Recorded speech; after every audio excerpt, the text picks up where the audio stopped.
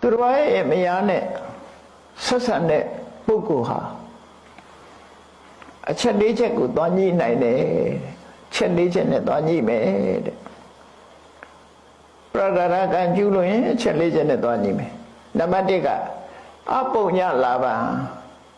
မကောင်းမှုအကုသိုလ်တွေမြင်ရနေမှာကျူးလွန်နိုင်အကုသိုလ်တွေဖြစ်နေတယ်အကုသိုလ်တွေရနေကုသိုလ်ရမှာမဟုတ်ပဲနဲ့အကုသိုလ်တွေရနေလူတွေကတော့ပြောတာပါတာအကုသိုလ်လို့မထင်ကောင်းမထင်ဘူးပေါ့နော်မြတ်စွာဘုရားကအပုညလာပါတဲ့မင်းပြစ်မှုကြီးမားတဲ့ပြစ်မှုအကုသိုလ်ကိုမင်းရတယ်နာနိကမသေးရ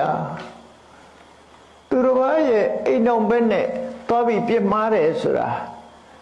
ဘယ်အိတ်ကောင်းချင်းအိတ်ရမလို့ဘလောက်အခွင့်ရေးချောင်းနေရမှမသိတာအဲ့ဒါကြောင့်မလို့နာနိကမသေးရ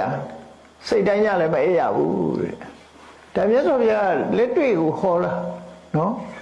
ရှင်းရှင်းလေးဟောတာပါမြတ်စွာဘုရားမင်းပရဒရာ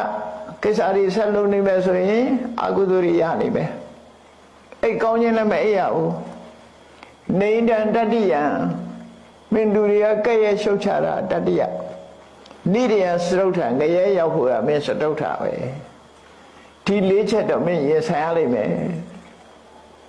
ပရဒရာလုတ်တဲ့ပုဂ္ဂိုလ်ဒီ၄ချက်ကိုရင်ဆိုင်ရမှာဖြစ်တယ်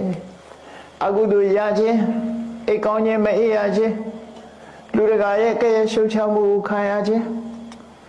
သိတဲ့အခါငရဲကြခြင်းဆိုတဲ့ဒီချက်၄ချက်မင်းရရှိခံစားရမှာတဲ့